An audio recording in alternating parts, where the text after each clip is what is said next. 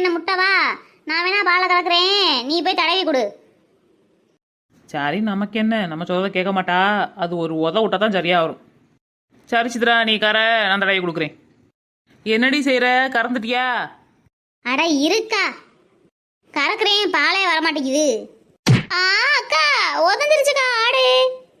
அதுக்கு தான் நான் அப்பவே சொன்னேன், கொஞ்சோன்னு புல்லு பிடுங்கிட்டு வாடி, ஆட்டுக்கு புல்லை கொடுத்துட்டுமே ஒருட்டே பாலை கறப்பமுண்டு. நான் கறக்குறேன்னு சொன்னேன், ரெண்டையுமே நீ கேட்கல. இப்போ வாங்கு உத. சரி, கையை பிடிச்சி எந்திரி, நான் பாலை கறந்துக்கிறேன், புல்லு மட்டும் பிடிக்கிட்டு வா. சரிக்கா.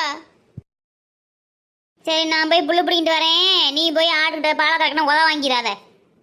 அதெல்லாம் நான் வாங்க மாட்டேன், நீ சீக்கிரமா வா. ஏக்கா இந்தா புல்லு.